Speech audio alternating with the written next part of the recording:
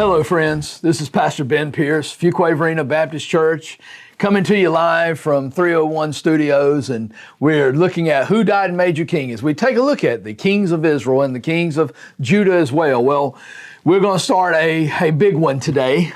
This is one, there's so much to cover, but I can basically summarize it as wicked. You know, at the end of the year, we're getting there, at the end of the year, they always have a top 10 news events. Well, if you had a top 10 wicked kings, this is the one. In fact, this man was married to one of the most wicked women in the Bible. She had a hatred for God's people and especially a hatred for God's prophets. She was a wicked pagan who practiced worshiping false gods, and she caused her husband to worship false gods as well and led the nation down a path that they would probably never recover from. Her name, Jezebel. Her husband's name, Ahab. Ahab considered himself a decent king. In fact, he looked at the prophets of God as thorns in his side, but they weren't. They were doing their role. They were doing what they were called to do to call God's people back. Well, one in particular was the prophet Elijah. Elijah warned Ahab, hey, you're wicked. It's time to repent or judgment is coming. Ahab blamed Elijah for the trouble Israel was facing. This is 1 Kings 18.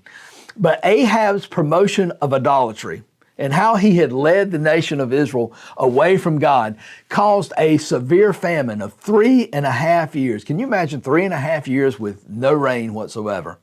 Well, there comes a day when Elijah is going to confront Ahab and challenge him to an epic showdown at Mount Carmel.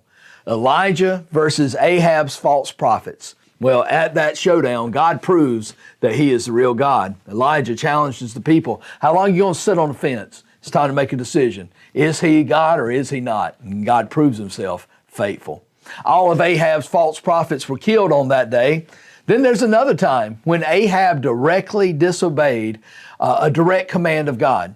The king of Syria, Ben-Hadad, was attacking Israel. Ahab was going to stall for time, but Ben-Hadad begins to bully Ahab, and rather than seeking God, Ahab decides, well, I'll just make payments of gold and silver to him. Well, Ahab finally has enough of it, and he says, I'm going to stand up to the bully. And God told Ahab, look, he sent him a prophet, and he said, you're going to take care and kill Ben-Hadad, the king of Aram. And God set it up so that Israel would win. But you know what that wicked Ahab did? He made a treaty with the man he was to kill. 1 Kings 20 says an unnamed prophet tells him, it is your life for his life, your people for his people. This wasn't what killed Ahab, but he was set up for failure and destruction because of this.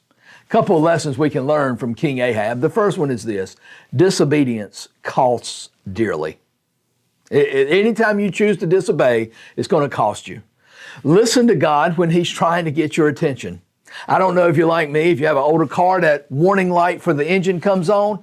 Well, when the engine warning light from God comes on, don't ignore it, because sin always carries a heavy consequence. But the good news is there's grace and there's mercy with my God. All it takes is for you to repent and come to Christ. Thank you so much for tuning in, and I'm looking forward to Ahab Part 2 next week.